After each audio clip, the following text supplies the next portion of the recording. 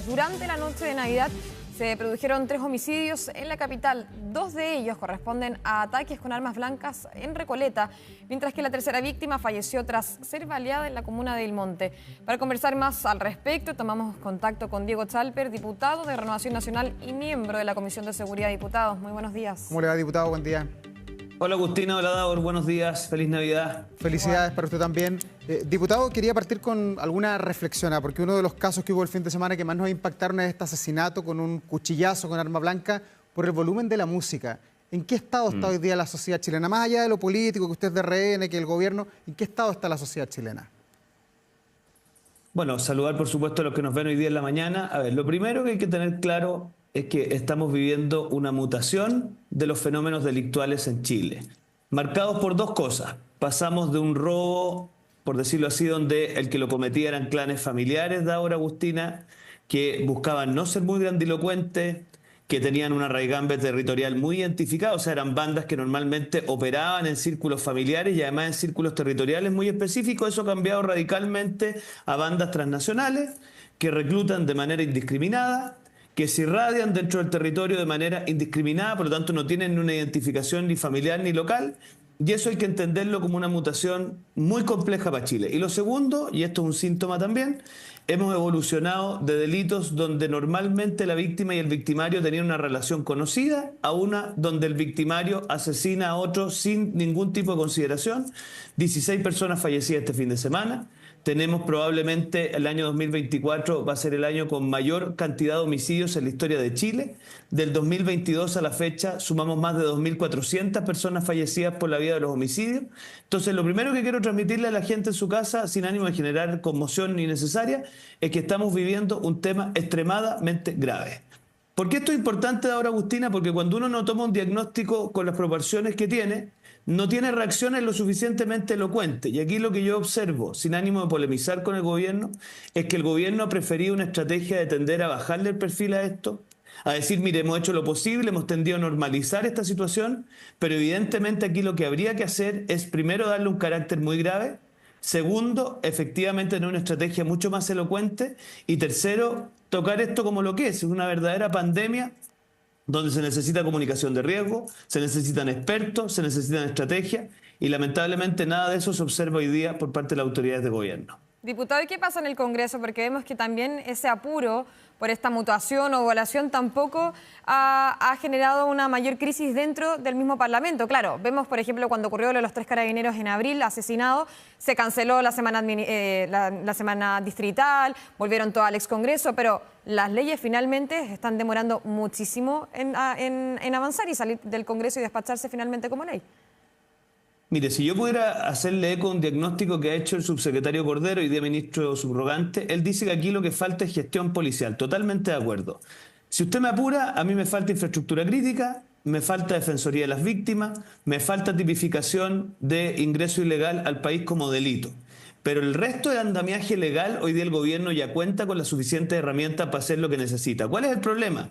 Que aquí se vienen las fiestas de fin de año y uno esperaría una estrategia especial, como hubo para Fiestas Patrias, que usted se acordará, Agustina, que se la tuvimos que impulsar al gobierno porque no la hicieron de mutuo propio. Esa estrategia no existió, no hay comunicación de riesgo, no hay coordinación con los alcaldes, no se ve una puesta en escena en donde uno diga, mire, acá está este comité experto que hemos convocado de nuevo a instancias de la oposición y esta va a ser la estrategia. Nada.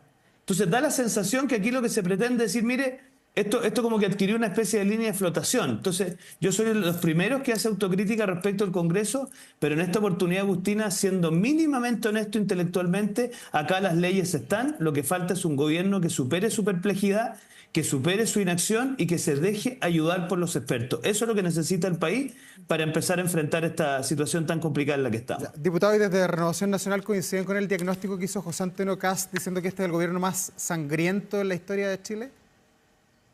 Mire, estaba leyendo un libro que yo lo recomiendo mucho, que se llama Un virus entre sombras, de Pablo Ceballos. Un experto, Pablo Ceballos. Fíjense que parte de las cosas que dice Ceballos que son muy interesantes es que acá la peor actitud es la cuña grandilocuente, es, por decirlo así, la frase efervescente, sino que aquí lo que se necesita, Davor, Agustina, son estrategias. O sea, usted no comparte lo que dijo José Antonio Kast.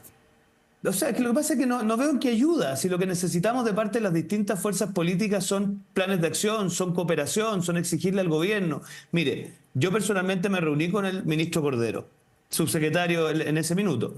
Le hicimos un planteamiento de distintas cosas. Una de esas, la necesidad de más que reformar o actualizar el plan Calle Sin Violencia, dado lo que aquí se necesita es cambiarlo brutalmente, pasar de una lógica de comunas a una lógica de asentamientos del crimen, que se diversifican en distintas localidades del país. Hacerse cargo de que hoy día las bandas criminales hacen un verdadero reclutamiento. Un reclutamiento indiscriminado de menores de edad, donde les ofrecen mejores perspectivas que las que a veces les ofrecen sus situaciones laborales. Tenemos que darnos cuenta que la sobreexplotación que hay hoy día en las cárceles en Chile es una cosa que no tiene ninguna posibilidad de enfrentarse si no hacemos una cirugía mayor. Entonces, yo al menos creo que como este es un tema de Estado, no sacamos nada en enfrascarnos en grandes polémicas ni en grandes frases. Aquí lo que hay que exigirle al gobierno es estrategia, es rigurosidad, es métrica. Y yo hasta aquí veo, para serle súper sincero, que la disposición nuestra ha estado, pero no veo en el gobierno el interés real de tomar este tema con la profundidad que lo necesita. Diputado, pero entonces, por ejemplo, el sentimiento de impunidad o el dominio territorial que tienen los diferentes grupos que se han colocado ya acá en el país, ¿es más un trabajo que tiene que dar el gobierno? O sea, ¿usted no recae la responsabilidad respecto a cómo está el país hoy en día? Mire, nada me encantaría más, Agustina, se lo digo casi por vocación personal, que estar en la sala de máquinas del Ministerio Público, del Ministerio del Interior, pero para serle franco, el Congreso lo que hace es dictar marcos legales. Claro. Nosotros somos autores de una ley que se llama la Ley Naín Retamal, que el general director de Carabineros de la época calificó como la ley más importante en los últimos años porque le devolvió la capacidad de respuesta a Carabineros. Pero todo eso es insuficiente si usted no tiene un ministerio donde evalúa dónde se están concentrando los asentamientos criminales. Interviene esos asentamientos, incluso con fuerza, y quiero decir algo que puede llegar a ser polémico, incluso quizás con un resguardo perimetral de los militares. Pero ahí Haciendo entran ustedes, diputado, por ejemplo, con el proyecto de la regla del uso de la fuerza. Mire, eso lo aprobamos en la Cámara, yo lo impulsé con toda la fuerza, le introdujimos ciertas indicaciones, Agustina, entre ellas usted la conoce bien, una que hace que eventualmente las fuerzas policiales también se les aplique a los militares la ley Naín Retamal, pero de nuevo, aquí lo que necesitamos es voluntad política del gobierno para hacer algo que por supuesto que no es fácil. Si cuando uno dice, mire, hay un asentamiento criminal en un determinado lugar, hay personas reclutando menores de edad para la comisión de delitos, hay un verdadero control territorial, bueno, eso no es fácil y necesitamos voluntad y coraje. Bueno, yo insto a la ministra Toá y al subsecretario Cordero a asumir que están puestos en ese trance y que tienen que tomar las medidas que se necesitan para enfrentar esta situación criminal. Y a propósito del subsecretario Cordero y también de la subsecretaria Leitao, ¿son las personas indicadas los más idóneos para el momentum en seguridad que vive Chile o son personas que, como han dicho otros políticos, carecen quizás de experiencia para combatir la seguridad en el país? Mire, yo creo que a cargo de los ministerios tienen que haber personas políticas. Lo que pasa es que se tienen que dejar asesorar por expertos y darles espacio. Este comité de expertos que instamos desde la oposición, a mí me habría gustado que lo hubiesen convocado en vísperas de las fiestas de fin de año y les hubiesen dicho qué estrategia implementamos. Y de esa manera dejar que los expertos orienten las decisiones, pero obviamente al momento de implementarlas, la articulación con los alcaldes, con los delegados presidenciales, con las fuerzas policiales, requieren de destreza política. Entonces, yo lo que creo es que acá más que buscar algo en particular, lo que necesitamos como sociedad chilena es decir, el crimen mutó, por lo tanto estamos en una situación muy complicada y por lo tanto aquí lo que necesitamos son políticas de Estado y también voluntad política por parte del gobierno para hacer cosas que yo al menos estaría dispuesto a respaldar, que es hacer intervención activa de los asentamientos criminales que hoy día tenemos en el país. Diputado, y por ejemplo, en el caso del plan Calle Sin Violencia, que en muchas comunas podríamos decir que fracasó, ¿usted cree que esta evolución confía en que el plan que se venga ahora podría llegar a solucionar los problemas o podría ayudar por lo menos a hacerlo? O sea, si siguen en lo mismo, yo no tengo duda, Agustina, que no va a resultar.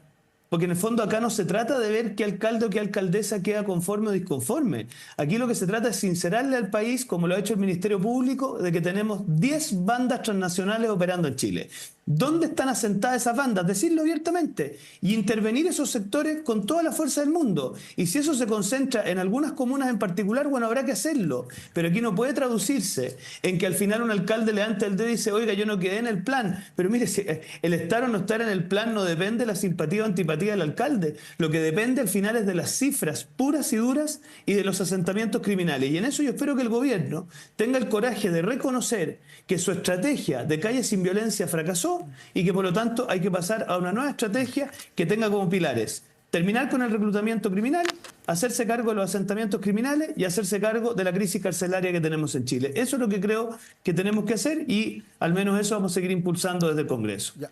Diputado, a propósito que está leyendo ahí el libro de Pablo Ceballos, el del virus en la sombra, aporta muchos datos interesantes sobre cómo otros países de acá de la región han combatido el crimen organizado, pero no es el único experto. Hay otros expertos que también son incumbentes en la materia y dicen que es errado hoy día en este mundo medir las estrategias de seguridad por las cifras, por los homicidios en este caso, que se cae en una homicidio céntrico, una mirada homicidio céntrica.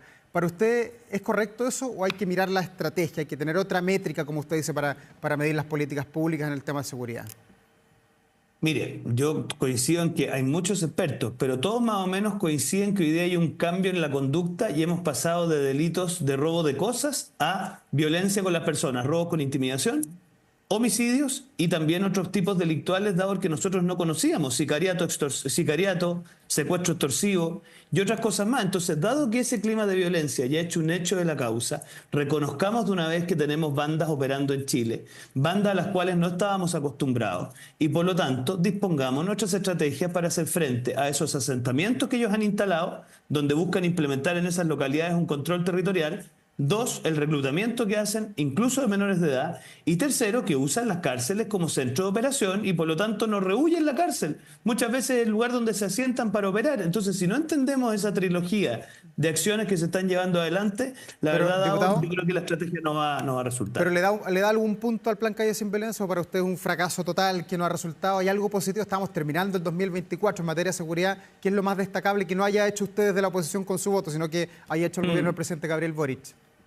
No, yo observo que toda la reacción que ha implementado el ex ministro de Justicia, actual subsecretario Cordero, de poner el tema cárceles al centro de la agenda es una cosa muy notable.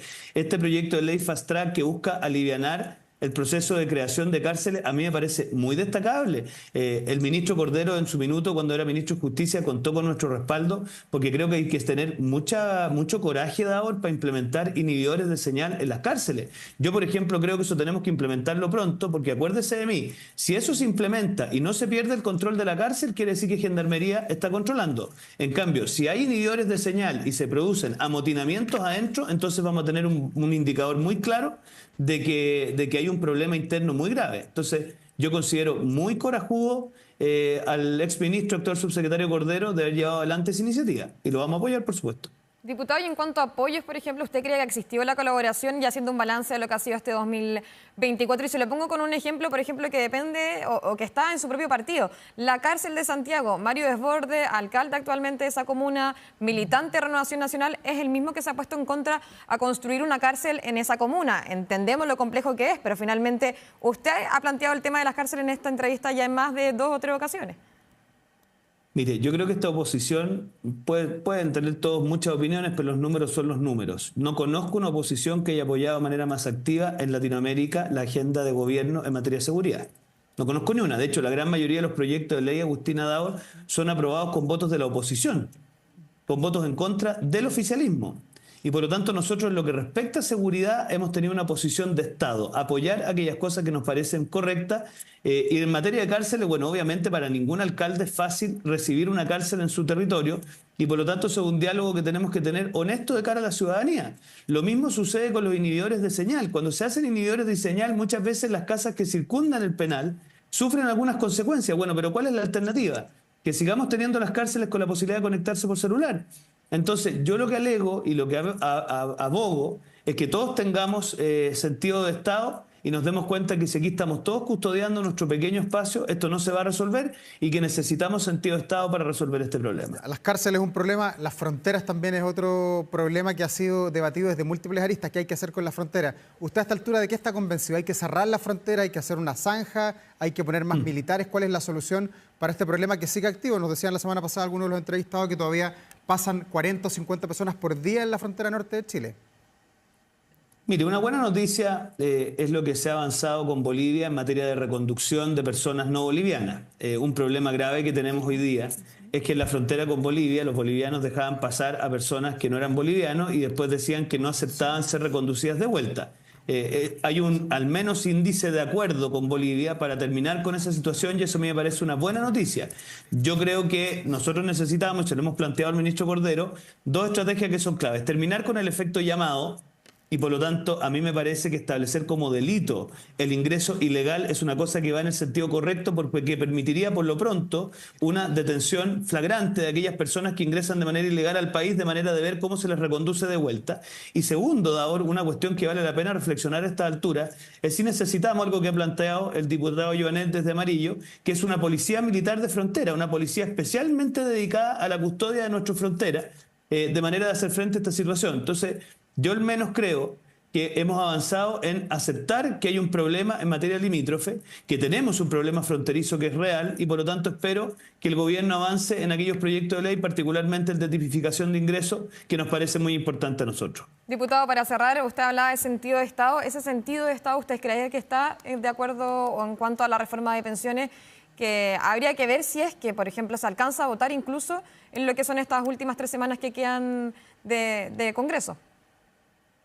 Mire, yo veo con preocupación que en minutos en donde la centro-derecha está enfrentando esto con mucha valentía, con mucho sentido de Estado, sentado a la mesa, buscando resolver un problema que afecta a las mujeres y que afecta a nuestros pensionados, veo dos fuerzas que confluyen en intentar perjudicar esta situación. Algunos que por la vía de frases grandilocuentes creen que esto se resuelve, entendiendo que en realidad la política no consiste solamente en afirmar principios ante la opinión pública, sino que consiste en buscar soluciones al alero de esos principios. Y por otro lado, desde la izquierda, desde no sé si llamarlo volanteo o intento de volanteo, y las declaraciones de varios ministros, pareciera ser que las fuerzas oficialistas no estarían disponibles a respaldar lo que han ido negociando sus ministros. Entonces, estas dos fuerzas parecieran estar confluyendo en no querer resolver este problema. Al menos Chile Vamos va a seguir empeñado todo lo que sea necesario, Agustina, en buscar una solución al tema de pensiones, que es lo que hemos hecho sentándonos a la mesa, siendo creativos y respetando los principios del ahorro previsional, buscando soluciones para las mujeres y los pensionados. Bueno, nos quedaremos atentos al debate en materia de pensiones, en seguridad. Viene ahora el receso. Ojalá vuelvan renovados ahí todos los parlamentarios en marzo para seguir trabajando por el país. Que les vaya muy bien, diputado, que tenga una buena jornada. Gracias, Davor. Gracias, Agustina. Que les vaya bien. Diputado. Hasta luego, buen día.